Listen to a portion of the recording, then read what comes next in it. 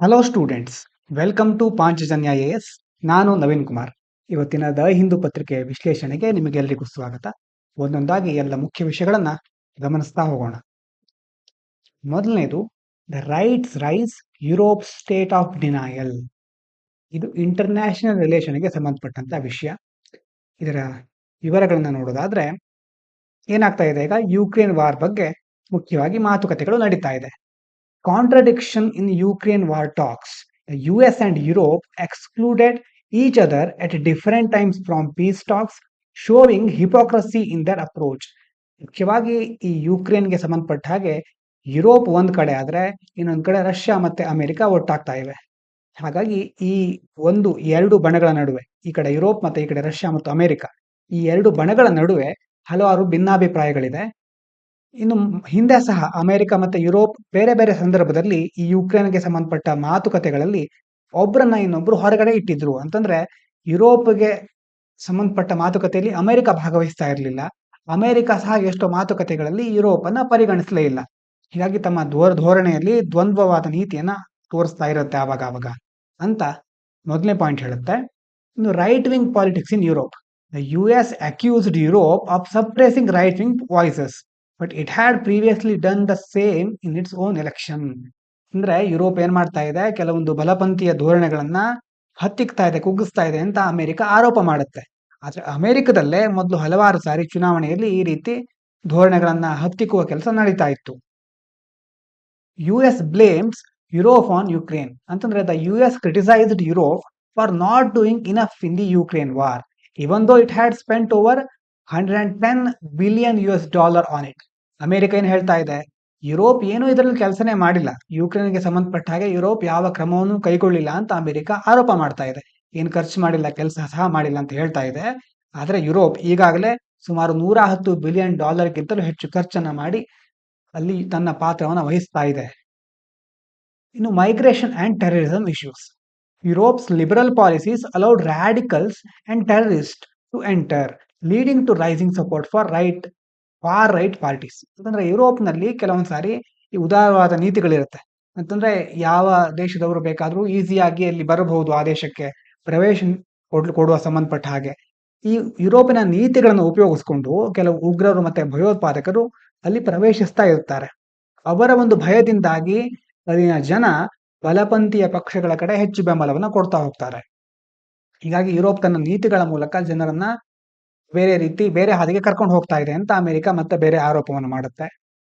India's criticism of the west. ಇನ್ನು ಭಾರತ ಏನ್ ಹೇಳ್ತಾ ಇದ್ರ ಬಗ್ಗೆ, India's external affairs minister pointed out the west double standards in promoting democracy at home while supporting undemocratic regimes elsewhere.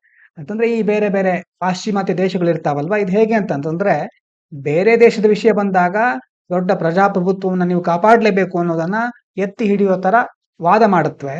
ಆದ್ರೆ ಅವರದ್ದೇ ದೇಶಗಳ ವಿಷಯದಲ್ಲಿ ಅದನ್ನ ಬೆಂಬಲಿಸೋದಿಲ್ಲ. ಬೇರೆ ದೇಶಗಳಿಗೆ ಸಲಹೆ ಕೊಡುವಾಗ, ಬೋಧನೆ ಮಾಡುವಾಗ ಪ್ರಜಾಪ್ರಭುತ್ವದ ಮೌಲ್ಯಗಳನ್ನ ಹೇಳ್ತಾ ಇರುತ್ತವೆ. ತಮ್ಮ ದೇಶದಲ್ಲಿ ಆಗ್ತಾ ಇರುವಂತಹ ಪ್ರಜಾಪ್ರಭುತ್ವಕ್ಕೆ ಸಂಬಂಧಪಟ್ಟ ಸಮಸ್ಯೆಗಳ ಬಗ್ಗೆ ಇವರು ಯಾವುದೇ ಕ್ರಮವನ್ನ ಕೈಗೊಳ್ತಾ ಇಲ್ಲ ಅಂತ ಭಾರತದ ವಿದೇಶಾಂಗ ಸಚಿವರು ಅನಿಸಿಕೆಯನ್ನು ವ್ಯಕ್ತಪಡಿಸ್ತಾ ಇದ್ದಾರೆ. The US-Europe relationship is shaky but not over. Despite recent tensions, the US and Europe still need each other, especially with growing Russia-China ties.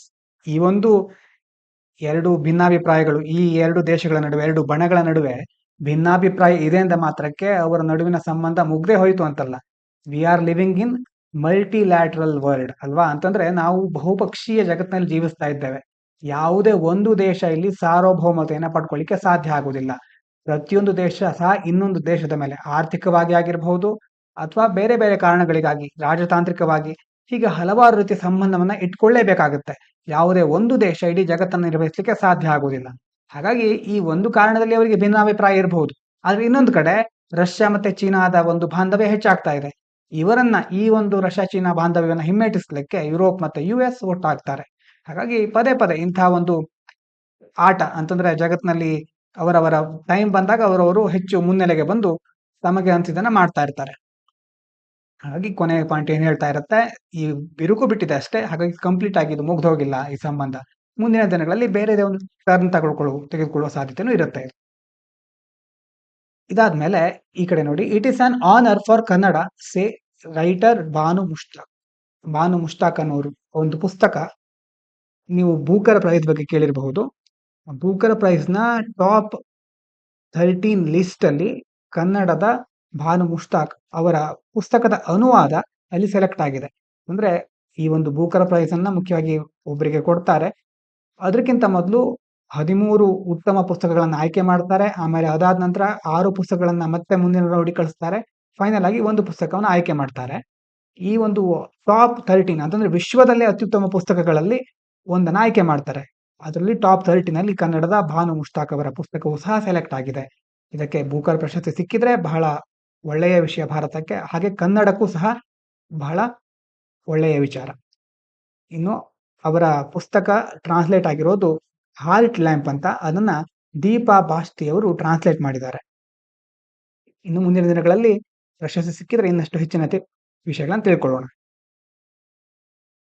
ಇದಾದ ನಂತರ ಇಲ್ಲಿಗಲ್ ಇಮಿಗ್ರೇಷನ್ ಬಗ್ಗೆ ಒಂದು ಆರ್ಟಿಕಲ್ ಇದೆ. Human smuggling must engage parliaments attention. ಅಂದ್ರೆ ಅಕ್ರಮವಾಗಿ ವಲಸೆ ಹೋಗ್ತಾರಲ್ವಾ, ಅವರ ಬಗ್ಗೆ ಇರುವಂತಹ ಒಂದು ಆರ್ಟಿಕಲ್ ಇದು. Many young Indians try to enter other countries ಇಲ್ಲಿಗಲಿ, often falling victim to human smugglers who deceive them with false promises. ಏನಾಗ್ತಾ ಇದೆ, ಬೇರೆ ದೇಶದಲ್ಲಿ ಏನೇನೋ ಅವಕಾಶಗಳನ್ನ ಕೊಡ್ತೀವಿ, ನಿಮಗೆ ಅಲ್ಲಿ ಒಳ್ಳೆಯ ಹಣವನ್ನ ಗಳಿಸಬಹುದು, ದೊಡ್ಡ ಮೊತ್ತದಲ್ಲಿ ಹಣವನ್ನ ನೀವು ಅಲ್ಲಿ ಗಳಿಸಬಹುದು ಅಂತ ಬೇರೆ ಬೇರೆ ಆಮಿಷಗಳನ್ನ ತೋರಿಸಿ ಭಾರತದಿಂದ ಎಷ್ಟೋ ಜನರು ಆ ಒಂದು ಬಲೆಗೆ ಬೀಳ್ತಾ ಇದ್ದಾರೆ. ಬಹಳಷ್ಟು ಭಾರತದ ಯುವಕರು ಅನಧಿಕೃತವಾಗಿ ಬೇರೆ ದೇಶಗಳಿಗೆ ಪ್ರವೇಶವನ್ನ ಪಡ್ಕೊಳ್ಳಿಕ್ಕೆ ಪ್ರಯತ್ನಿಸ್ತಾ ಇದ್ದಾರೆ. ಇಲ್ಲಿಗಲ್ ಆಗಿ ಅಲ್ಲಿ ಮೈಗ್ರೆಂಟ್ ಆಗ್ತಾ ಇದ್ದಾರೆ. ಆದ್ರೆ ಈ ಸಂದರ್ಭದಲ್ಲಿ ಏನಾಗುತ್ತೆ, ಬೇರೆ ದೇಶಕ್ಕೆ ಹೋದ್ರೆ ಬಹಳ ದುಡ್ಡು ಮಾಡಬಹುದು ಅನ್ನುವಂತ ಆಸೆಯಲ್ಲಿ ಈ ಬೇರೆ ಬೇರೆ ಮಾನವ ಕಳ್ಳ ಸಾಗಣೆಗಾರರು ಇರ್ತಾರಲ್ವಾ, ಇವರ ಬಲೆಗೆ ಬೀಳ್ತಾ ಇದ್ದಾರೆ. ಇವರು ಬೇರೆ ಬೇರೆ ಆಮಿಷವನ್ನ ತೋರಿಸಿ ನಿಮ್ಗೆ 1 ವರ್ಷದಲ್ಲೇ ನಿಮ್ಮನ್ನ ಕೋಟ್ಯಾಧಿಪತಿಗಳನ್ನಾಗಿ ಮಾಡ್ತೇವೆ ಅನ್ನುವಂತಹ ಆಮಿಷಗಳನ್ನು ತೋರಿಸಿ ಹೀಗೆ ಅವರನ್ನ ಅಲ್ಲಿ ತೆಗೆದುಕೊಂಡು ಹೋಗ್ತಾರೆ. ಮಧ್ಯದಲ್ಲಿ ಏನೇನು ಸಮಸ್ಯೆಗಳು ಉಂಟಾಗುತ್ತೆ ಅಂತಂದ್ರೆ, dangers and exploitation. These migrant face extreme hardships.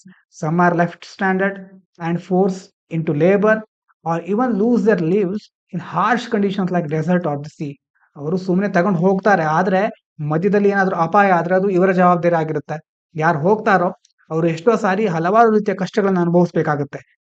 ಜನ ಹೆಚ್ಚಾದ್ರೆ ಎಷ್ಟೋ ಜನ ಅರ್ಧ ಹಾದಿಯಲ್ಲೇ ಕೈ ಬಿಟ್ಬಿಡ್ತಾರೆ, ಮತ್ತೆ ಕಠಿಣವಾದ ಪರಿಸ್ಥಿತಿಗಳನ್ನ ಎದುರಿಸಬೇಕಾಗುತ್ತೆ. ಮರುಭೂಮಿ, ಸಮುದ್ರದಂತಹ ಅಪಾಯಕಾರಿ ಪರಿಸ್ಥಿತಿಗಳಲ್ಲಿ ಪ್ರಾಣ ಕಳೆದುಕೊಳ್ಳುವ ಸಂದರ್ಭಗಳು ಸಹ ಎದುರಾಗಬಹುದು. ಹಾಗಾಗಿ ಮೈಗ್ರೇಷನ್ ಅನ್ನೋದು, ಇಲ್ಲಿಗಲ್ ಆಗಿ ಮೈಗ್ರೇಟ್ ಆಗೋದು ಅಷ್ಟು ಸುಲಭವಾಗಿಲ್ಲ. ಇನ್ನು ಹ್ಯೂಮನ್ ಸ್ಮಗ್ಲಿಂಗ್ ಬಿಸ್ನೆಸ್ ಎಂದು ಮಾಫಿಯಾನೇ ಇದೆ ಇದ್ರ ಹಿಂದೆ. This illegal trade is highly profitable for criminals but puts innocent lives at risk. It is an organised crime operating across global borders. ಒಂದು ಮಾನವ ಕಳ್ಳ ಸಾಗಣೆಯ ಒಂದು ದೊಡ್ಡ ಮಾಫಿಯಾ ಇದು. ಇದರಲ್ಲಿ ಇವರಿಗೆ ಭಾರಿ ದೊಡ್ಡ ಮೊತ್ತದಲ್ಲಿ ಲಾಭ ಆಗುತ್ತೆ. ಅಂದ್ರಷ್ಟು ಆಸೆ ಆಮಿಷಗಳನ್ನ ತೋರಿಸಿ ಹಣವನ್ನ ಪಡ್ಕೊಂಡು ಅವರು ಕರ್ಕೊಂಡು ಹೋಗಿರ್ತಾರಲ್ವಾ, ಹಾಗಾಗಿ ಅವರಿಗೆ ಲಾಭ ಆಗುತ್ತೆ ಈ ಕ್ರಿಮಿನಲ್ಸ್ ಗಳಿಗೆ. ಆದ್ರೆ ಎಷ್ಟೋ ನಿರಪರಾಧಿಗಳು ಅವರ ಜೀವನವನ್ನೇ ಕಳ್ಕೊಂಡ್ಬಿಡ್ತಾರೆ. ಇದು ಬರೀ 1-2 ದೇಶ ಅಂತಲ್ಲ, ದೊಡ್ಡ ಮಟ್ಟದಲ್ಲಿ, ಜಾಗತಿಕ ಮಟ್ಟದಲ್ಲೇ ಕಾರ್ಯನಿರ್ವಹಿಸುವಂತಹ ಒಂದು ದೊಡ್ಡ ಸಂಘಟಿತ ಅಪರಾಧ ಇದು. Weak laws in India. The existing Immigration Act 1983 does not clearly define or effectively address human smuggling, leaving loopholes for traffickers. ಇನ್ನು ಭಾರತದಲ್ಲಿ ಇದರ ಬಗ್ಗೆ ಇಮಿಗ್ರೇಷನ್ ಕಾಯ್ದೆ ಅಂತ ಒಂದಿದೆ, ಆದ್ರೆ ಅದು ಮಾನವ ಕಳ್ಳ ಸಾಗಣೆಯನ್ನು ತಡೆಗಟ್ಟಲಿಕ್ಕೆ ಈಗಿನ ಕಾಲದಲ್ಲಿ ಅಷ್ಟೇನು ಸಮರ್ಥ ಆಗಿಲ್ಲ. ಇದರಿಂದ ಕೆಲವೊಂದು ಲೂಪ್ ಹೋಲ್ಗಳಿರುತ್ತೆ ಆ ಕಾಯ್ದೆಯಲ್ಲಿ. ಅದನ್ನ ಈ ಒಂದು ಕ್ರಿಮಿನಲ್ಸ್ಗಳು ತಿಳ್ಕೊಂಡು ಅಪರಾಧಿಗಳು ಏನ್ ಮಾಡ್ತಾರೆ, ಹೇಗೆ ತಪ್ಪಿಸ್ಕೊಳ್ಳೋದು ಅನ್ನೋದನ್ನ ಮೊದಲು ತಿಳ್ಕೊಂಡ್ಬಿಡ್ತಾರೆ. ಹಾಗಾಗಿ ಅಂತಹ ವಿಧಾನಗಳನ್ನ ಹುಡುಕೊಂಡು ಬಹಳ ಬೇಗ ಕಾನೂನಿನ ಕೈಗೆ ಸಿಕ್ಕರೆ ಪರಾರಿ ಆಗ್ತಾರೆ. Punjab separate.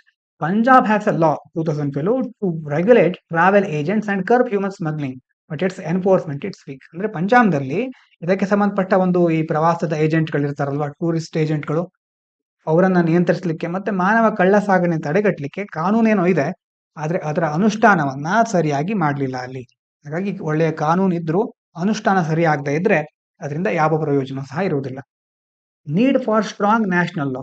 India urgently needs a strict central law to stop human smuggling, protect its citizens, to punish those exploiting them. ಹಾಗಾಗಿ ಏನ್ ಬೇಕು ನಮಗೆ, ಮುಖ್ಯವಾಗಿ ರಾಷ್ಟ್ರ ಮಟ್ಟದಲ್ಲಿ, ಕೇಂದ್ರದ ಒಂದು ಲೆವೆಲ್ ಅಲ್ಲಿ ಮಾನವ ಕಳ್ಳ ಸಾಗಣೆ ತಡಿಲಿಕ್ಕೆ, ನಾಗರಿಕರ ರಕ್ಷಣೆಯನ್ನ ಮಾಡಲಿಕ್ಕೆ, ಅಪರಾಧಿಗಳನ್ನ ಕಟ್ಟುನಿಟ್ಟಾಗಿ ಶಿಕ್ಷಿಸುವಂತಹ ಒಂದು ಕಠಿಣವಾದ ಪರಿಣಾಮಕಾರಿಯಾದ ಕಾನೂನನ್ನ ನಾವು ಜಾರಿಗೊಳಿಸುವ ಅವಶ್ಯಕತೆ ಇದೆ ಅಂತ ಈ ಆರ್ಟಿಕಲ್ ಹೇಳುತ್ತೆ.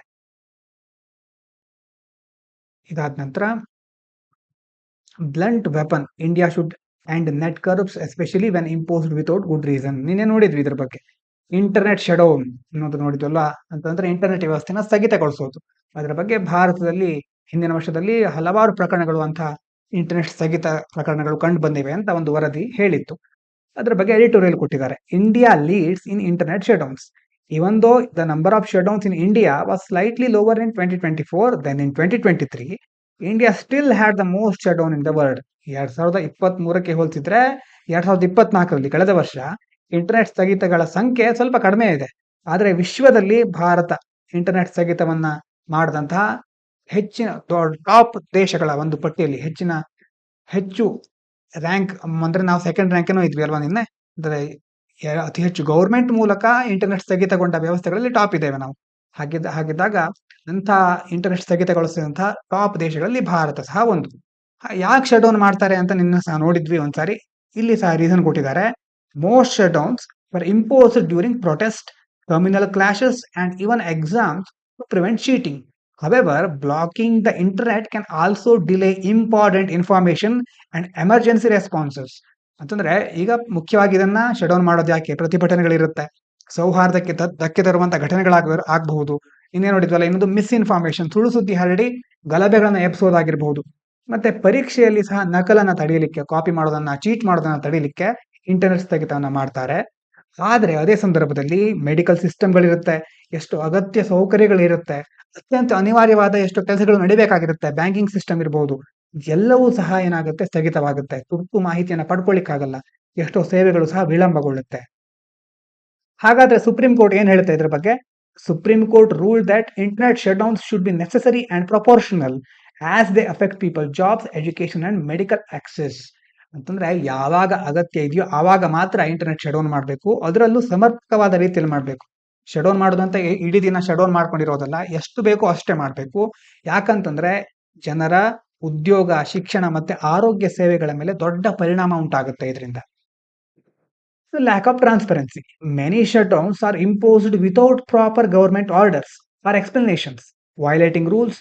Ideal number of shutdowns should be 0 and India should use them only when absolutely needed. ಅಂದ್ರೆ ಏನು? ಈಗ ಯಾವ ಕಾರಣಕ್ಕೋಸ್ಕರ ಶಟ್ ಡೌನ್ ಮಾಡ್ತಿದ್ದೇವೆ ಅಂತ ಮೊದಲೇ ಸರಿಯಾದ ಆದೇಶವನ್ನ ಅಥವಾ ಸ್ಪಷ್ಟ ಕಾರಣವನ್ನ ಕೊಡದೆ ನಿಯಮಗಳನ್ನ ಉಲ್ಲಂಘಿಸಿ ಸ್ಥಗಿತ ಮಾಡ್ತಾ ಇದ್ದಾರೆ. ಸ್ಥಗಿತ ಮಾಡೋದ್ರ ಸಂಖ್ಯೆ ಎಷ್ಟು ಶಟ್ ಡೌನ್ ಮಾಡ್ಬೇಕು? ಹಾಗಾದ್ರೆ ಒಂದು ವ್ಯಾಲ್ಯೂ ಇದೆಯಾ ಅಂತ ಕೇಳಿದ್ರೆ ಆದಷ್ಟು ಶೂನ್ಯವಾಗಿದ್ರೆ, ಅಂತಂದ್ರೆ 0 shut down is the best way. ಅಂತಂದ್ರೆ ಅಲ್ಲಿ ಯಾವುದೇ ಗಲಭೆ ಆಗ್ತಾ ಇಲ್ಲ ಅಂತ ಅರ್ಥ, ಮತ್ತೆ ಎಲ್ರಿಗೂ ಸರಿಯಾದ ಸೇವೆಗಳು ದೊರೀತಾ ಇದೆ ಅಂತ ಅದರ ಅರ್ಥ. ಹಾಗಾಗಿ ಆದ್ರೂ ಸಹ ತುರ್ತು ಸಂದರ್ಭದಲ್ಲಿ ಮಾತ್ರ ಇದನ್ನ ಬಳಸಬೇಕು ಅಂತ ತಜ್ಞರು ಮತ್ತೆ ಸುಪ್ರೀಂ ಕೋರ್ಟ್ ಸಹ ಹೇಳುತ್ತೆ. ಇದಾದ್ಮೇಲೆ wild and safe. Human animal conflict ಬಗ್ಗೆ ಕೇಳ್ತಾ ಇರ್ತೇವೆ ಅಲ್ವಾ? Increasing human wildlife conflict. Kerala is seeing more conflicts between human and wild animals due to habitat destructions and climate changes leading to deaths, especially in tribal communities. ಕೇರಳದಲ್ಲಿ ಅರಣ್ಯನಾಶ ಹೆಚ್ಚಾಗ್ತಾ ಇರೋದ್ರಿಂದ ಮತ್ತೆ ಹವಾಮಾನ ಬದಲಾವಣೆ, ಇದರ ಕಾರಣದಿಂದಾಗಿ ಏನಾಗ್ತಾ ಇದೆ? ಮಾನವರು ಮತ್ತೆ ಕಾಡು ಪ್ರಾಣಿಗಳ ನಡುವಿನ ಸಂಘರ್ಷ ಹೆಚ್ಚಾಗ್ತಾ ಇದೆ. ಮಾನವರು ಕಾಡನ್ನ ಕಡಿತಾರೆ, ಕಾಡನ್ನ ಕಡಿಯೋದು ಅಥವಾ ಕಾಡಿನ ನಾಶ ಮಾಡ್ತಾರೆ. ಆವಾಗ ಪ್ರಾಣಿಗಳಿಗೆ ವಾಸಿಸಲಿಕ್ಕೆ ಜಾಗ ಇರೋದಿಲ್ಲ, ಅವರು ಮಾನವರು ಇರುವಂತ ಸ್ಥಳಗಳಿಗೆ ಬರ್ತಾರೆ. ಮಾನವರೇನೋ ತಮ್ಮ ಉತ್ತಮವಾದ ವ್ಯವಸ್ಥೆಗಳನ್ನು ರೂಪಿಸಿಕೊಂಡು ಅವುಗಳನ್ನು ತಪ್ಪಿಸಿಕೊಳ್ಳಬಹುದು. ಆದ್ರೆ ಇಲ್ಲಿ ನೋಡಿ, ಬುಡಕಟ್ಟು ಸಮುದಾಯದವರ ಸಾವಿನ ಸಂಖ್ಯೆ ಹೆಚ್ಚಾಗ್ತಾ ಇದೆ. ಯಾಕೆ? ಮಾನವರು ಪ್ರಾಣಿಗಳ ಜಾಗವನ್ನ ಕಿತ್ಕೊಂಡಾಗ ಕಾಡಿನಲ್ಲಿ ಇರೋರು ಯಾರು? ಬುಡಕಟ್ಟು ಜನಾಂಗದವರು ಹೆಚ್ಚು. ಪ್ರಾಣಿಗಳು ಏನ್ ಮಾಡುತ್ತೆ? ಅವರ ಜಾಗಕ್ಕೆ ಹೋಗಿ ಅಟ್ಯಾಕ್ ಮಾಡ್ತಾ ಇದೆ. ಹಾಗಾಗಿ ಇದರಿಂದ ಬುಡಕಟ್ಟು ಸಮುದಾಯದವರು ಹೆಚ್ಚು ಸಾವನ್ನ ಅನುಭವಿಸ್ತಾ ಇದ್ದಾರೆ. ಇದಾದ್ಮೇಲೆ reason for conflict. Animals enter human areas because of forest destruction, tourism, cattle grazing, and food waste near forest. Invasive plants and large-scale plantations have also affected wildlife food resources. ಮುಖ್ಯವಾಗಿ ಏನೇನು ಕಾರಣ ಹಾಗಾದ್ರೆ? ಕಾಡಿನ ನಾಶಕ್ಕೆ ಪ್ರವಾಸೋದ್ಯಮ, ಅಂತಂದ್ರೆ ಯಾವ್ದ್ರಿಂದ ಪ್ರಾಣಿಗಳು ಬರ್ತಾ ಇದೆ? ಕಾಡಿನ ನಾಶ ಆಗ್ತಾ ಇದೆ. ಪ್ರವಾಸೋದ್ಯಮಕ್ಕೋಸ್ಕರ ಪ್ರಾಣಿಗಳಿರುವ ಸ್ಥಳಗಳಿಗೆ ಹೋಗಿ ಅವರನ್ನ ಡಿಸ್ಟರ್ಬ್ ಮಾಡೋದಾಗಿರ್ಬಹುದು. ಮತ್ತೆ ಮೇಕೆ ಹಸುಗಳನ್ನ ಮೇಯಿಸ್ಲಿಕ್ಕೆ ಕಾಡಿಗೆ ಹೋಗ್ತಾರೆ. ಮತ್ತೆ ಆಹಾರದ ಕೊರತೆ, ಪ್ರಾಣಿಗಳಿಗೆ ಅಲ್ಲಿ ಆಹಾರ ಸಿಕ್ಕುವುದಿಲ್ಲ, ಹಾಗಾಗಿ ಅವ್ರೇನ್ ಮಾಡುತ್ತೆ? ಮಾನವರ ಸ್ಥಳಗಳಿಗೆ ಬರ್ತಾ ಇರುತ್ತವೆ. ಅದೇ ರೀತಿ ಬೇರೆ ಬೇರೆ ಆಕ್ರಮಣಕಾರಿ ಗಿಡಗಳು ಅಂತಂದ್ರೆ ಇನ್ವೇಸಿವ್ ಏಲಿಯನ್ ಸ್ಪೀಶೀಸ್ ಅಂತೆಲ್ಲ ಇರುತ್ತಲ್ವಾ ಅದು. ಮತ್ತೆ ತೋಟಗಾರಿಕೆ, ಈ ತೋಟಗಾರಿಕೆಯಿಂದಾಗಿ ಕಾಡನ್ನ ಕಡಿದು ಅಲ್ಲಿ ತೋಟಗಳನ್ನ ಬೆಳೆಸೋದ್ರಿಂದ ಸಹ ಕಾಡು ಪ್ರಾಣಿಗಳ ಆಹಾರ ಸಂಪತ್ತು ಕಡಿಮೆ ಆಗುತ್ತೆ. ಅವು ಮಾನವರಿರುವ ಜಾಗಕ್ಕೆ ಬರುತ್ತವೆ. ಗವರ್ಮೆಂಟ್ ಆಕ್ಷನ್ಸ್, ಹಾಗಾದ್ರೆ ಸರ್ಕಾರ ಏನ್ ಮಾಡಿದೆ ಅಥವಾ ಏನ್ ಮಾಡ್ಬೇಕು? Kerala has allowed local bodies to kill wild boars, classified human wildlife conflict as a disaster and taken steps like forest restoration, building ponds and installing solar fencings. Kerala ಸರ್ಕಾರ ಏನ್ ಮಾಡ್ತಾ ಇದೆ? ಈಗ ಅಲ್ಲಿರುವ ಸ್ಥಳೀಯ ಸಂಸ್ಥೆಗಳಿಗೆ ಕಾಡು ಹಂದಿಗಳನ್ನ ಕೊಲ್ಲಿಕ್ಕೆ ಅನುಮತಿ ನೀಡಿದೆ. ಮತ್ತೆ ಮಾನವ ಮತ್ತು ಕಾಡು ಪ್ರಾಣಿಗಳ ಸಂಘರ್ಷ ಇದೆಯಲ್ವಾ, ಇದನ್ನ ವಿಪತ್ತು ಅಂತ ಘೋಷಣೆ ಮಾಡಿದೆ. ಅದೇ ರೀತಿ ಕಾಡುಗಳನ್ನ ಮತ್ತೆ ಬೆಳೆಸೋದು, ಕಾಡುಗಳನ್ನ ಪುನಶ್ಚೇತನಗೊಳಿಸೋದು, ಮತ್ತೆ ಕೆರೆ ಕೊಳ ಇದನ್ನೆಲ್ಲ ನಿರ್ಮಾಣ ಮಾಡೋದು, ಸೌರ ಬೇಲಿ ಅಳವಡಿಕೆ, ಸೋಲಾರ್ ಫೆನ್ಸ್ ಅದನ್ನ ಅಳವಡಿಸೋದು, ಹೀಗೆ ಹಲವಾರು ಕ್ರಮಗಳನ್ನ ಅಲ್ಲಿನ ಸರ್ಕಾರ ಕೈಗೊಂಡಿದೆ. Need for a multi agency approach. ಏನ್ ಬೇಕು ಹಾಗಾದ್ರೆ? ಈಗ ಮುಖ್ಯವಾಗಿ different government departments must work together to solve this issue while protecting both human lives and wildlife in a sustainable way. ಸರ್ಕಾರದಲ್ಲಿ ಬೇರೆ ಬೇರೆ ಡಿಪಾರ್ಟ್ಮೆಂಟ್ಗಳಿರುತ್ತೆ. ಕೇವಲ ಒಂದು ಡಿಪಾರ್ಟ್ಮೆಂಟ್ಗೆ ಇದರ ಜವಾಬ್ದಾರಿ ವಹಿಸಿ ನೀವೆಲ್ಲ ನೋಡ್ಕೊಳ್ಳಿ ಅಂತಂದ್ರೆ ಸಾಕಾಗೋದಿಲ್ಲ. ಬೇರೆ ಬೇರೆ ಎಲ್ಲಾ ಇಲಾಖೆಗಳು ಒಟ್ಟಾಗಿ ಕಾರ್ಯನಿರ್ವಹಿಸಬೇಕು, ಪರಸ್ಪರ ಸಹಕಾರವನ್ನ ಮುಂದುವರ್ಸ್ಕೊಂಡು ಹೋಗ್ಬೇಕು. ಇದರಿಂದ ಮಾತ್ರ ಮಾನವ ಮತ್ತು ಕಾಡು ಪ್ರಾಣಿಗಳ ನಡುವಿನ ಒಂದು ಘರ್ಷಣೆ ಮತ್ತೆ ಇದೆಯಲ್ಲ ಅದನ್ನ ತಪ್ಪಿಸಬಹುದು. ಮತ್ತೆ ರಕ್ಷಣೆಯ ಜೊತೆ ಎರಡು ಮಾನವರು ಮತ್ತೆ ಕಾಡು ಪ್ರಾಣಿಗಳನ್ನ ರಕ್ಷಿಸೋದ್ರ ಮೂಲಕ ಸಮತೋಲನವನ್ನ ಕಾಪಾಡಿಕೊಂಡು ಸಸ್ಟೈನಬಲ್ ಫ್ಯೂಚರ್, ಸುಸ್ಥಿರವಾದಂತಹ ಒಂದು ಭವಿಷ್ಯಕ್ಕೆ ನಾವು ಕಾಲಿಡಬಹುದು ಅಂತ ಈ ಆರ್ಟಿಕಲ್ ಅಲ್ಲಿ ಹೇಳ್ತಾ ಇದ್ದಾರೆ. ಇದಾದ ನಂತರ ಇಲ್ಲಿ ಒಂದು ಚಿಕ್ಕ ಡೀಟೇಲ್ ಇದೆ, ಕಾಣಿಸ್ತಾ ಇರ್ಬೋದು ಅಂದ್ಕೊಂಡಿದ್ದೇನೆ. Women shifting from unpaid domestic work government survey.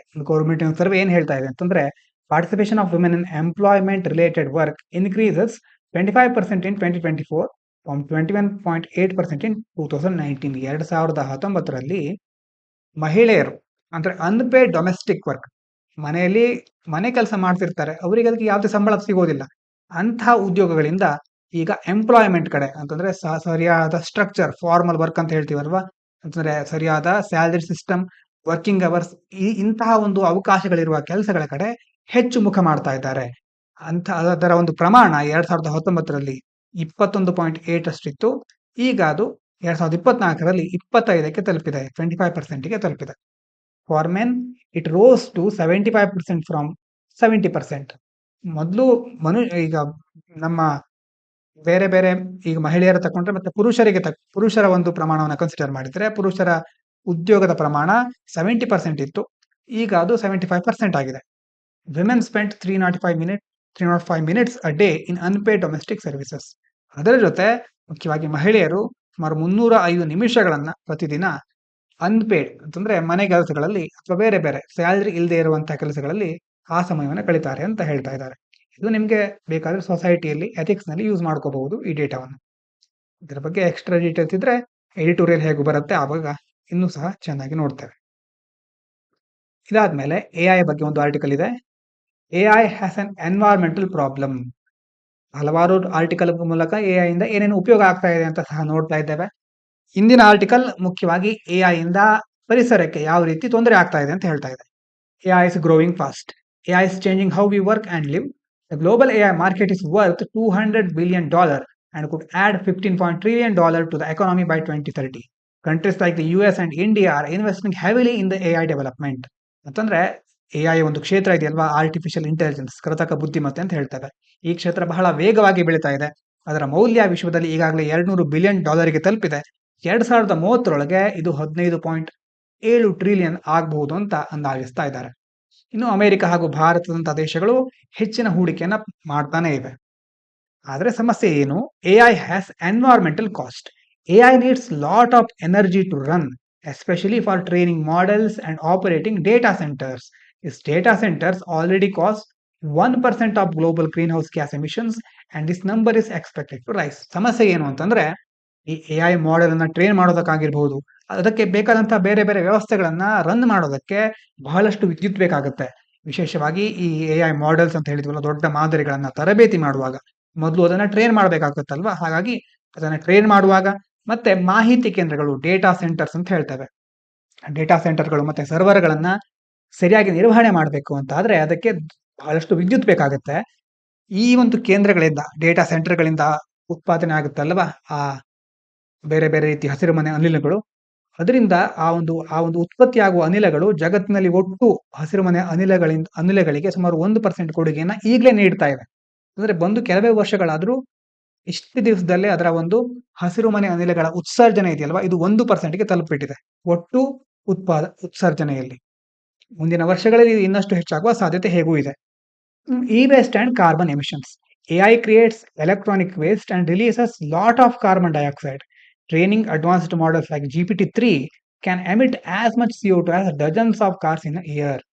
ಅಂದ್ರೆ ಈ ಕಸದ ಸಮಸ್ಯೆ, ಇ ವೇಸ್ಟ್ ಅಂತ ಹೇಳ್ತೇವೆ. ಮುಖ್ಯವಾಗಿ ಎಲೆಕ್ಟ್ರಾನಿಕ್ಸ್ ರಿಲೇಟೆಡ್ ಆಗಿ ಏನೇನು ನಾವು ಯೂಸ್ ಮಾಡಿ ಆದ್ಮೇಲೆ ಅದನ್ನ ಎಕ್ಸಿತೇವಲ್ವಾ ಅದೆಲ್ಲ ಇ ವೇಸ್ಟ್ ಆಗ್ಬಿಡುತ್ತೆ. ಉಪಯೋಗಕ್ಕೆ ಬಾರದೇ ಇರುವಂತ ಎಲೆಕ್ಟ್ರಾನಿಕ್ ವಸ್ತುಗಳು. ಅದೇ ರೀತಿ ಕಾರ್ಬನ್ ಎಮಿಷನ್. ಎಐ ಬಳಸ್ಕೊಂಡು ದೊಡ್ಡ ಮಾದರಿಗಳನ್ನು ತರಬೇತಿ ಮಾಡೋದು. ಅದರಿಂದ ಏನಾಗುತ್ತೆ? ಎಲೆಕ್ಟ್ರಾನಿಕ್ ವೇಸ್ಟ್‌ಗಳು ಹೆಚ್ಚಾಗ್ತಾ ಹೋಗುತ್ತೆ. ಅದೇ ರೀತಿ ಕಾರ್ಬನ್ ಎಮಿಷನ್ ಸಹ ಇನ್ನಷ್ಟು ಆಗ್ತಾ ಹೋಗುತ್ತೆ. ಒಂದು GPT-3 ಅಂತಹ ಒಂದು ಮಾದರಿಯನ್ನ ಟ್ರೈನ್ ಮಾಡೋದ್ರಿಂದ ಒಂದು ವರ್ಷಕ್ಕೆ ಡಜನ್‌ಗಟ್ಟಲೆ ಕಾರುಗಳು ಎಷ್ಟು CO2 ನ ಎಮಿಟ್ ಮಾಡ್ತಾ ಇದ್ವೋ ಅಷ್ಟು ಕಾರ್ಬನ್ ಎಮಿಷನ್ ಒಂದು GPT-3 ಅನ್ನ ಟ್ರೈನ್ ಮಾಡೋದ್ರಿಂದ ಆಗತ್ತೆ ಅಂತ ಹೇಳ್ತಾ ಇದ್ದಾರೆ. ಹಾಗಾದ್ರೆ ಸೊಲ್ಯೂಷನ್ ಏನು? Solution for sustainability.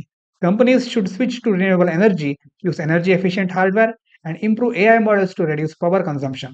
AI itself can help manage energy use, like predicting wind energy systems. ಅಂದರೆ ಪರಿಸರ ಸ್ನೇಹಿ ನವೀಕರಿಸಬಹುದಾದ ಇಂಧನಗಳನ್ನ ಬಳಕೆ ಮಾಡೋದು, ಹೆಚ್ಚು ಪರಿಣಾಮಕಾರಿಯಾಗಿ ಬಳಸೋದು. ಮತ್ತೆ ಎಐ ಅನ್ನು ಯೂಸ್ ಮಾಡಿಕೊಂಡು ಈಗ ವಿಂಡ್ ಎನರ್ಜಿ ಪ್ಯಾಟರ್ನ್ಗಳನ್ನ, ಪವನ ವಿದ್ಯುತ್ ಶಕ್ತಿಯನ್ನ ಹೆಚ್ಚು ಚೆನ್ನಾಗಿ ಹೇಗೆ ಎಫಿಷಿಯೆಂಟ್ ಆಗಿ ನಾವು ಪ್ರೊಡ್ಯೂಸ್ ಮಾಡಬಹುದು ಅನ್ನೋದನ್ನ ಫೈಂಡ್ ಔಟ್ ಮಾಡ್ಕೋಬೇಕು. ಮುಳ್ಳನ್ನ ಮುಳ್ಳಿಂದನೇ ತೆಗಿಬೇಕು ಅಂತ ಹೇಳ್ತೀವಲ್ವಾ? ಅಂತಂದ್ರೆ ಎಐ ಇಂದ ಬರುವಂತ ಪ್ರಾಬ್ಲಮ್‌ಗಳನ್ನ ಎಐ ಅನ್ನ ಯೂಸ್ ಮಾಡ್ಕೊಂಡು ನಾವು ಫೈಂಡ್ ಔಟ್ ಮಾಡೋದು, ಅದಕ್ಕೆ ಸೊಲ್ಯೂಷನ್ ಅನ್ನ ಕಂಡುಹಿಡಿಯೋದು. Need for transparency and rules. Governments and businesses should measure AI's environmental impact and follow sustainability guidelines. More countries need laws to make AI development eco-friendly. ಮುಖ್ಯವಾಗಿ ಆಗಬೇಕಾಗಿರೋದೇನು? ಸರ್ಕಾರ ಮತ್ತೆ ಬೇರೆ ಬೇರೆ ಉದ್ಯಮಗಳು ತಮ್ಮಿಂದ ಎಷ್ಟು ಎಐ ಮೇಲೆ ಯಾವ ರೀತಿ ಪರಿಣಾಮ ಉಂಟಾಗ್ತಾ ಇದೆ ಪರಿಸರದ ಮೇಲೆ ಅನ್ನೋದನ್ನ ಸರಿಯಾಗಿ ಅಳಿಬೇಕು. ಮತ್ತೆ ಪರಿಸರ ಸ್ನೇಹಿಯಾದ ತಂತ್ರಜ್ಞಾನ ನಿಯಮಗಳನ್ನು ಅನುಸರಿಸಬೇಕು.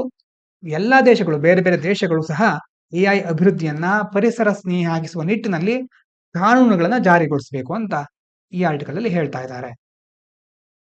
ಮತ್ತೆ ಇಲ್ಲಿ US sides with Russia at UN calls for a swift end to war. ಇದ್ರ ಬಗ್ಗೆ ನಿಮ್ಗೆ ಗೊತ್ತೇ ಇದೆ. ಯುಎಸ್ ರಷ್ಯಾ ಈಗ ಒಂದಾಗ್ತಾ ಇದ್ದಾರೆ. ಯಾಕಂತಂದ್ರೆ ಯುಕ್ರೇನ್ ವಾರ್ ಅನ್ನ ತಡೆಗಟ್ಟುವುದರಿಂದ ಏನಾಗ್ತಾ ಇದೆ? ಎರಡು ದೇಶಗಳಿಗೂ ಲಾಭ ಆಗುತ್ತೆ. ಅಂದ್ರೆ ಯುಎಸ್ಗೆ ಅದರ ಮೇಲೆ ಮಾಡ್ತಿರುವಂತ ಖರ್ಚು ಕಡಿಮೆ ಆಗುತ್ತೆ. ಇನ್ನು ರಷ್ಯಾ ಏನ್ ಹೇಳಿದೆ ನೀವು ನೋಡಿದ್ವಲ್ವಾ? ಮಾಸ್ಕೋ ರಷ್ಯಾಕ್ಕೆ ಉಪಯೋಗ ಆಗುವಂತಹ ನಿಯಮಗಳಿದ್ರೆ ಮಾತ್ರ ನಾನು ಒಪ್ಕೊಳ್ತೇನೆ ಯುಕ್ರೇನ್ ವಾರನ್ನ ನಿಲ್ಲಿಸ್ಲಿಕ್ಕೆ ಅಂತ ರಷ್ಯಾ ಹೇಳ್ತಾ ಇದೆ. ಹಾಗಾಗಿ ಎರಡು ದೇಶಗಳು ಈಗ ತಮ್ಮ ಒಂದು ಉಪಯೋಗಕ್ಕೋಸ್ಕರ ಯುಕ್ರೇನ್ ವಾರನ್ನ ನಿಲ್ಲಿಸಿ ಜಗತ್ತಿನಲ್ಲಿ ಶಾಂತಿ ಸ್ಥಾಪನೆಯನ್ನ ಮಾಡಲಿಕ್ಕೆ ಹೊರಟಿವೆ. US backed UNSC resolution warns loss of lives, reiterates that UN's purpose is to maintain international peace and security, urges swift end to Russian-Ukraine conflict. ಈಗ ಅವರಿಗೆ ಶಾಂತಿಯ ಒಂದು ಪರಿಕಲ್ಪನೆ ಹೆಚ್ಚು ಬರ್ತಾ ಇದೆ. ಯಾಕಂದ್ರೆ ಎರಡು ದೇಶಗಳಿಗೂ ಲಾಭ ಇದೆ. ಹಾಗಾಗಿ ಈ ರೀತಿಯ ಪ್ರಕ್ರಿಯೆಗಳು ಪದೇ ಪದೇ ನಾವು ಇಂಟರ್ನ್ಯಾಷನಲ್ ರಿಲೇಷನ್‌ಗಳಲ್ಲಿ ನೋಡ್ತಾನೆ ಇರ್ತೇವೆ. ಕೊನೆಯದಾಗಿ researchers spot a clue as to why human and mouse genomes overlap. ನೀವು ಎಷ್ಟೋ ಒಂದು ಎಕ್ಸ್ಪೆರಿಮೆಂಟ್ ಬಗ್ಗೆ ಕೇಳಿರ್ತೀರ. ಮೊದಲು ಇಲಿಗಳ ಮೇಲೆ ಅದನ್ನ ಪರೀಕ್ಷೆ ಮಾಡಿದ್ರು ಅಂತ, ಅಥವಾ ಮೈಸ್ ಮೇಲೆ. ಅದನ್ನ ಪರೀಕ್ಷೆ ಯಾಕೆ ಮಾಡ್ತಾರೆ? ಮುಖ್ಯವಾಗಿ ಎಷ್ಟೋ ಒಂದು ಜೀನ್ ಸ್ಟ್ರಕ್ಚರ್ಗಳು ನಮ್ಗೆ ಅವರಿಗೆ ಸೇಮ್ ಇರುತ್ತೆ. ಮತ್ತೆ ಅದಾದ್ಮೇಲೆ ಇನ್ನೊಂದು ಕಾರಣ ಏನು? ಇದು ಈ ಆರ್ಟಿಕಲ್ ಅಲ್ಲಿ ಅಷ್ಟೇನು ಕೊಡ್ಲಿಲ್ಲ, ಆದ್ರೆ ನಾನು ಕೆಲವೊಂದ್ ಕಡೆ ಓದಿದ್ದನ್ನ ಹೇಳ್ತಿದ್ದೀನಿ ಅಷ್ಟೇ. ಮೈಸ್ಗಳು ಸುಮಾರು 1 ರಿಂದ 3 ವರ್ಷದ ಅವರ ಒಂದು ಜೀವಿತಾವಧಿ ಇರುತ್ತಲ್ವಾ, ಅದು 1 ರಿಂದ 3 ವರ್ಷದ ತನಕ ಮಾತ್ರ ಇರುತ್ತೆ. ಹಾಗಾಗಿ ಬಹಳ ಬೇಗ ಒಂದು ಜೀವಿತಾವಧಿಯಲ್ಲಿ ಯಾವ್ಯಾವ ಚೇಂಜಸ್ ಆಗಬಹುದು ಅನ್ನೋದನ್ನ ಹೆಚ್ಚು ಸ್ಟಡಿ ಮಾಡ್ಲಿಕ್ಕೆ ಹೆಲ್ಪ್ ಆಗುತ್ತೆ. ಮತ್ತೆ ಚಿಕ್ಕ ಇರೋದ್ರಿಂದ ಇವುಗಳನ್ನ ಮೇಂಟೈನ್ ಮಾಡ್ಲಿಕ್ಕೂ ಸುಲಭ, ಮತ್ತೆ ಲ್ಯಾಬ್ ನಲ್ಲಿ ಇವುಗಳನ್ನ ಉಪಯೋಗಿಸ್ಕೊಳ್ಳೋದು ಬಹಳ ಸುಲಭ. ಹಾಗಾಗಿ ನೇರವಾಗಿ ಮನುಷ್ಯರ ಮೇಲೆ ಪ್ರಯೋಗ ಮಾಡೋಕ್ಕಿಂತ ಮೊದಲು ಇಂತಹ ಇಲಿಗಳ ಮೇಲೆ ವಿಜ್ಞಾನಿಗಳು ಪ್ರಯೋಗ ಮಾಡ್ತಾ ಇರ್ತಾರೆ. ಈ ಆರ್ಟಿಕಲ್ ಅಲ್ಲಿ ಹೇಳೋದೇನಂತಂದ್ರೆ, ancient DNA segments stay unchanged. Scientists found nearly 500 DNA segments called ultra conserved elements, UCEs. ಈ ಒಂದು ಟರ್ಮ್ ಅನ್ನ ತುಂಬಾ ಇಂಪಾರ್ಟೆಂಟ್ ಆಗಿ ನೆನಪಿಟ್ಕೊಳ್ಳಿ, ಬಹಳ ಇಂಪಾರ್ಟೆಂಟ್ ಇದು. UCE ಯಾಕೆ ಇದು ಮುಖ್ಯ ಅಂತಂದ್ರೆ, ಇದೇನು ಅಂತ ಫಿಲಿಮ್ಸ್ ಅಲ್ಲಿ ಕೇಳಬಹುದು. UCE ರಿಲೇಟೆಡ್ ಟು ಏನ್ ಹೇಳ್ತಾ ಇದ್ದಾರೆ, ವಿಜ್ಞಾನಿಗಳು ಏನ್ ಮಾಡಿದ್ದಾರೆ, ಬದಲಾಗದೆ ಉಳಿದ ಹಳೆಯ DNA ನ ಫೈಂಡ್ ಔಟ್ ಮಾಡಿದ್ದಾರೆ. ಅಂತಂದ್ರೆ UCM ಫುಲ್ ಫಾರ್ಮ್ ಏನು? Ultra conserved elements. ಇದು ಸುಮಾರು 80 ಮಿಲಿಯನ್ ವರ್ಷದಿಂದ ಬದಲಾವಣೆ ಆಗದೆ ಉಳಿದಿದೆ. ಮುಖ್ಯವಾಗಿ ಮಾನವರು ಮತ್ತೆ ಇಲಿ ಇದರಲ್ಲಿ ಮತ್ತು ಬೇರೆ ಬೇರೆ ಪ್ರಾಣಿಗಳಲ್ಲೂ ಸಹ ಇದನ್ನ ಪತ್ತೆ ಮಾಡಿದ್ದಾರೆ. ಇದರಲ್ಲಿ ಸುಮಾರು 500 DNA ವಿಭಾಗಗಳಿದೆ. ಇದು 80 ಮಿಲಿಯನ್ ವರ್ಷದಿಂದ ಬದಲಾಗದೆ ಉಳಿದಿದೆ. ಇದನ್ನು ಸರಿಯಾಗಿ ನೆನ್ಪಿಟ್ಕೊಳ್ಳಿ. ಅಲ್ಟ್ರಾ ಕನ್ಸರ್ವ್ಡ್ ಎಲಿಮೆಂಟ್ಸ್ ಯಾವುದಕ್ಕೆ ಸಂಬಂಧಪಟ್ಟಿದ್ದು? ಅನ್‌ಚೇಂಜ್ಡ್ ಜೀನ್ಸ್, ಮುಖ್ಯವಾಗಿ humans, rats, mice, other animals ಅಲ್ಲಿ. ಇನ್ನು ಎರಡನೇ point, UCs help control proteins. ಏನ್ ಮಾಡುತ್ತೆ ಇದು ಹಾಗಾದ್ರೆ? Recent study found that UC in mice helps control the production of protein that is important for sperm production. ವೀರ್ಯಾಣುಗಳನ್ನ ಉತ್ಪಾದಿಸಲಿಕ್ಕೆ ಒಂದು ಪ್ರೋಟೀನ್ ಬೇಕಾಗಿರುತ್ತೆ. ಆ ಪ್ರೋಟೀನ್ ಉತ್ಪಾದನೆಯನ್ನ UC ಕಂಟ್ರೋಲ್ ಮಾಡುತ್ತೆ. The UC is removed, mice become infertile. ಈಗ ಈ ಒಂದು UC ಯನ್ನ ರಿಮೂವ್ ಮಾಡಿಬಿಟ್ರೆ, ಆ ಒಂದು DNA ವಿಭಾಗವನ್ನು ರಿಮೂವ್ ಮಾಡಿಬಿಟ್ರೆ ಏನಾಗುತ್ತೆ? ಆ ಮೈಸ್ಗಳಿಗೆ ಸಂತಾನೋತ್ಪತ್ತಿ ಕ್ರಿಯೆಯನ್ನು ನಡೆಸಲಿಕ್ಕೆ ಸಾಧ್ಯ ಆಗುವುದಿಲ್ಲ. Possible evolutionary answer: if even a tiny change in UC causes infertility, it explains why these DNA segments have stayed unchanged for millions of years. They are essential for survival and reproduction. ಅಂದ್ರೆ ಈ ಒಂದು ವಿಕಾಸವಾದದಲ್ಲಿ ಯಾಕೆ ಈ ಒಂದು DNA ಅಷ್ಟು change ಆಗದೆ ಉಳಿದಿದೆ ಅನ್ನೋದ್ರ ಬಗ್ಗೆ ಇದನ್ನು ಸ್ಟಡಿ ಮಾಡೋದ್ರಿಂದ ಉತ್ತರ ಸಿಗಬಹುದು. ಅಂದ್ರೆ ಚಿಕ್ಕ ಚೇಂಜ್ ಆಗಿದ್ರು ಸಹ ಏನಾಗ್ತಾ ಇತ್ತು? ಸಣ್ಣ ಚೇಂಜ್ ಆಗಿದ್ರು ಸಹ ನಾವು ಬದುಕಲಿಕ್ಕೆ ಅಥವಾ ಸಂತಾನೋತ್ಪತ್ತಿ ನಡೆಸಲಿಕ್ಕೆ ಸಾಧ್ಯನೇ ಆಗ್ತಾ ಇರಲಿಲ್ಲ. ಹಾಗಾಗಿ ಇದು ಈ ಒಂದು ಸ್ಟಡಿಯಿಂದ ವಿಕಾಸವಾದಕ್ಕೆ ಕೆಲವೊಂದು ಸುಳಿವುಗಳು ಸಿಗಬಹುದು ಅಂತ ಹೇಳ್ತಾ ಇದ್ದಾರೆ. ಮತ್ತೆ ಇದರಲ್ಲಿ ಬರುವಂತಹ ಕೆಲವೊಂದು ಟರ್ಮ್ಗಳು ನಿಮ್ಗೆ ಕೊಟ್ಟಿದ್ದೇನೆ. ಜೀನ್ ಎಕ್ಸ್ಪ್ರೆಷನ್, ಇದನ್ನ ಪ್ರಿಲಿಮ್ಸ್ಗೋಸ್ಕರ ಚೆನ್ನಾಗಿ ನೆನಪಿಟ್ಕೊಳ್ಳಿ. The process where gene is activated to produce mRNA, which then helps make proteins that performs various functions in the body. Central dogma ಅಂತ ಒಂದು ಥಿಯರಿ ಇರುತ್ತೆ, ಬಹಳ ಇಂಪಾರ್ಟೆಂಟ್ ಆದ ಥಿಯರಿ. ಅಂದ್ರೆ DNA to RNA, RNA to protein ಅಂತ ಇದಕ್ಕೆ ಹೇಳ್ತಾರೆ. ಇದು ನೀವು ಬೇಸಿಕ್ ಆಗಿ ನೀವು ಕೇಳ್ತೀರಾ ಸೈನ್ಸ್ ಅನ್ನ ಓದ್ಬೇಕಾದ್ರೆ. DNA ಅಲ್ಲಿ ಇನ್ಫಾರ್ಮೇಶನ್ ಇರುತ್ತೆ, ಜೆನೆಟಿಕ್ ಇನ್ಫಾರ್ಮೇಶನ್ ಇರುತ್ತೆ. ಇನ್ಫಾರ್ಮೇಶನ್ RNA ಅಲ್ಲಿ mRNA ಅಂತ ಇನ್ನೊಂದು ಪಾರ್ಟ್ ಬರುತ್ತೆ. ನೆಕ್ಸ್ಟ್ ಅದು ಪ್ರೋಟೀನ್ ಕ್ರಿಯೇಟ್ ಆಗುತ್ತೆ. ಸರಳವಾಗಿ ಹೇಳೋದಾದ್ರೆ DNA ಇಂದ ಪ್ರೋಟೀನ್ ಆಗುವಂತ ಒಂದು ಪ್ರೊಸೆಸ್ಸಿಗೆ ಸೆಂಟ್ರಲ್ ಡಾಗ್ಮಾ ಅಂತ ಕರೀತಾರೆ. ಈ ಜೀನ್ ಎಕ್ಸ್ಪ್ರೆಷನ್ ಏನ್ ಹೇಳುತ್ತೆ ಅಂತಂದ್ರೆ, ಇದೊಂದು ಪ್ರೊಸೆಸ್. ಇದು ಏನ್ ಮಾಡುತ್ತೆ? Activated to produce mRNA. Gene activate ಆಗಿ mRNA ಪ್ರೊಡ್ಯೂಸ್ ಮಾಡುತ್ತೆ. ಆ mRNA ಏನ್ ಮಾಡುತ್ತೆ? Which then helps make proteins. ಈ mRNA ಇರೋದು ನೆಕ್ಸ್ಟ್ ಪ್ರೋಟೀನ್ ಕ್ರಿಯೇಷನ್ಗೆ ಹೆಲ್ಪ್ ಮಾಡುತ್ತೆ. ಆ ಪ್ರೋಟೀನ್ ಏನ್ ಮಾಡುತ್ತೆ? ದೇಹದಲ್ಲಿ ಬೇರೆ ಬೇರೆ ಕ್ರಿಯೆಗಳನ್ನ ನಡೆಸಲಿಕ್ಕೆ ಹೆಲ್ಪ್ ಮಾಡುತ್ತೆ. ಇನ್ನು mRNA ಅಂತಂದ್ರೆ ಏನು? Messenger RNA, molecule that carries the instruction from the DNA to ribosomes where proteins are made. Protein ಎಲ್ಲಿ ಉತ್ಪಾದನೆ ಆಗುತ್ತೆ? ಮುಖ್ಯವಾಗಿ ರೈಬೋಸೋಮ್ಗಳಲ್ಲಿ ಉತ್ಪಾದನೆ ಆಗುತ್ತೆ. ರೈಬೋಸೋಮ್ಗಳಿಗೆ ಹೇಗೆ ಪ್ರೋಟೀನ್ ಉತ್ಪಾದಿಸಬೇಕು ಅನ್ನುವಂತಹ ಒಂದು ಮೆಸೇಜ್ ಅನ್ನ ತೆಗೆದುಕೊಂಡು ಹೋಗೋದು ಯಾವುದು? Messenger RNA carries instructions. DNA ಇಂದ ಇನ್ಸ್ಟ್ರಕ್ಷನ್ ಅನ್ನ ರೈಬೋಸೋಮ್ಗಳಿಗೆ ತೆಗೆದುಕೊಂಡು ಹೋಗುವಂತ ಕಾರ್ಯ ಮಾಡೋದು ಮೆಸೆಂಜರ್ RNA. ಎಕ್ಸಾನ್ಸ್ ಮತ್ತೆ ಇಂಟ್ರಾನ್ಸ್ ಅಂತ ಬರುತ್ತೆ. Exons are useful parts of a gene that code for protein. Gene ಅಲ್ಲಿ ಪ್ರೋಟೀನ್ ಆಗಲಿಕ್ಕೆ ಕೆಲವೊಂದು ಕೋಡಿಂಗ್ ಪಾರ್ಟ್ ಇರುತ್ತೆ. ಆ ಕೋಡ್ ಆಗುವಂತ ಪಾರ್ಟ್ಗಳಿಗೆ ಎಕ್ಸಾನ್ಸ್ ಅಂತ ಕರಿತೇವೆ. ನಾನ್ ಕೋಡಿಂಗ್ ಪಾರ್ಟ್ಗಳಿಗೆ ಇಂಟ್ರಾನ್ಸ್ ಅಂತ ಕರಿತೇವೆ. Introns are non coding parts that are remove during the gene processing. Gene process ಆಗಬೇಕಾದ್ರೆ ಈ ಇಂಟ್ರಾನ್ಗಳನ್ನ ರಿಮೂವ್ ಮಾಡಿಬಿಡ್ತಾರೆ. ಅಂತಂದ್ರೆ ಇದು ಯಾವುದೇ ರೀತಿ ಕೋಡ್ ಆಗೋದಿಲ್ಲ. ಕೆಲವೊಂದು ಟರ್ಮ್ಗಳು ನಿಮಗೆ ಹೊಸದಾಗಿರಬಹುದು, ಆದ್ರೂ ಸಿಂಪಲ್ ಆಗಿ ಹೇಳ್ತಾ ಇದ್ದೇನೆ. ಅಂತಂದ್ರೆ ಬಹಳ ಡೀಟೇಲ್ ಆಗಿ ಹೋಗ್ತಾ ಇದ್ರೆ ಟೈಮ್ ಇನ್ನೂ ತಗೊಳುತ್ತೆ. ನೀವು ಸೈನ್ಸ್ ಅಂಡ್ ಟೆಕ್ನಾಲಜಿಲಿ ಇದನ್ನ ಕಲಿತೀರಿ, ಹಾಗಾಗಿ ಬ್ರೀಫ್ ಆಗಿ ಹೇಳ್ತಾ ಇದ್ದೇನೆ. ಇನ್ನು ಪಾಯ್ಸನ್ ಎಕ್ಸಾನ್, ಇದನ್ನ ಸರಿಯಾಗಿ ನೆನಪಿಟ್ಕೊಳ್ಳಿ. Special type of exon that stops protein production when needed, preventing excess protein buildup in cells.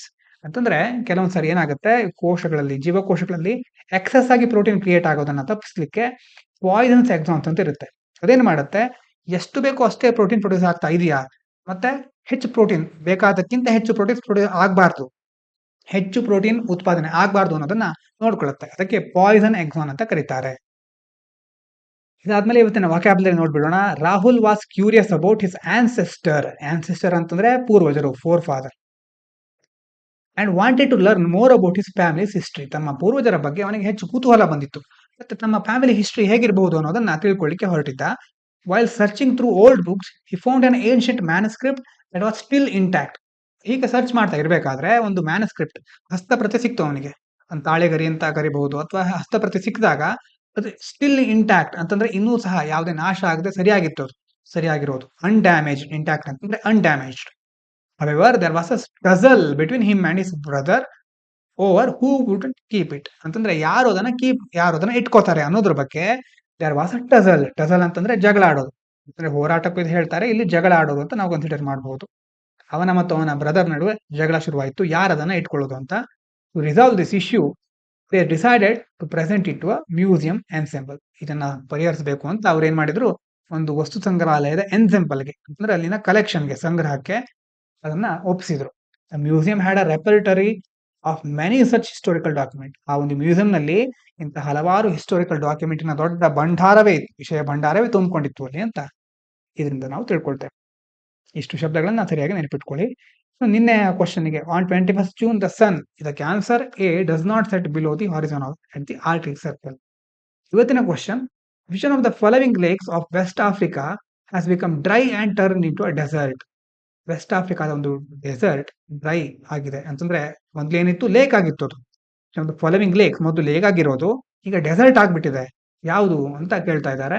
Lake Victoria, lake ಫ್ಯಾಗುವೈನ್, ಮತ್ತೆ ಲೇಕ್ ಆಗುಟಾ, ಮತ್ತೆ ಲೇಕ್ ವೋಲ್ಟಾ. ಸರಿಯಾದ ಉತ್ತರವನ್ನ ಕಮೆಂಟ್ ಮಾಡಿ. ಮೇನ್ಸ್ ಕ್ವಶನ್ ನೋಡೋದಾದ್ರೆ, illegal immigration and human smuggling pose significant challenges to India's governance and international relations. Analyse the factors contributing to this issue and suggest measures to strengthen India's legal framework, combat human smuggling effectively.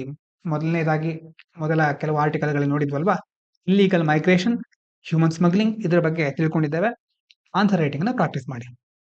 Think ಮಾಡೋದಕ್ಕೆ ಒಂದು question ಇದೆ. In India, in many Indian states ಏನಾಗ್ತಾ ಇದೆ, students are required to learn multiple languages in primary and secondary education.